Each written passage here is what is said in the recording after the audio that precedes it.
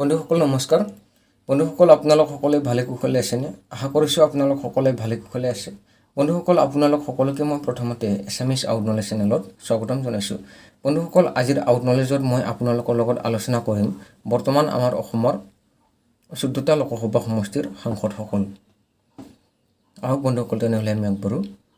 এক নম্বৰতে ডিব্ৰুগড়ৰ সাংসদ বৰ্তমান ৰামেশ্বৰ তেলী তেখেত বিজেপিৰ সাংসদ আৰু লখিমপুৰৰ সাংসদ প্ৰদান বৰুৱা তেখেত বিজেপি দলৰ পৰা তেজপুৰৰ সাংসদ পল্লৱ লোচন দাস তেখেত বিজেপিৰ পৰা জৰাটৰ সাংসদ তপন কুমাৰ গগৈ তেখেতে বিজেপিৰ পৰা কৰিমগঞ্জৰ সাংসদ কৃপানাথ মাল্লা তেখেতে বিজেপিৰ পৰা শিলচৰৰ সাংসদ ডক্টৰ ৰাজদীপ ৰয় তেখেত বিজেপিৰ পৰা 7 নম্বৰ মঙলদৈৰ সাংসদ দিলীপ কুমাৰ শইকীয়া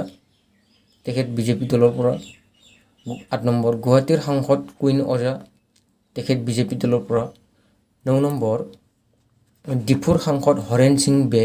তেখেত বিজেপি দলৰ পৰা কলিয়াবৰৰ সাংসদ গৌৰৱ গগৈ তেখেত কংগ্ৰেছৰ পৰা নগাঁৱৰ সাংসদ প্ৰদ্যুৎ বৰদলৈ তেখেত কংগ্ৰেছ দলৰ পৰা বৰপেটাৰ সাংসদ আব্দুল খালেক তেখেত কংগ্ৰেছ দলৰ পৰা ধুবুৰীৰ সাংসদ বদৰুদ্দিন আজমল তেখেতে AIUDF দলৰ পৰা আৰু কোকৰাঝাৰৰ সাংসদ নৱকুমাৰ শৰণীয়া তেখেত GSP দলৰ পৰা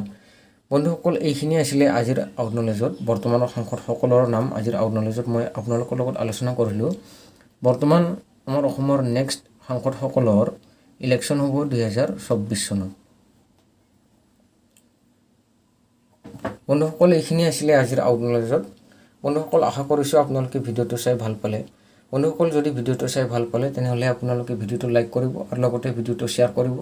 আৰু চেনেলটোত নতুন ভিউয়াৰ্স থাকিলে মোৰ চেনেলটো সাবস্ক্ৰাইব কৰিব ঠিক আছে বন্ধুসকল মই বিদায় লৈছো আজিৰ ভিডিঅৰ পৰা লগ পাম আকৌ এটা নতুন ভিডিঅত বিদায় বন্ধুসকল জয় অসম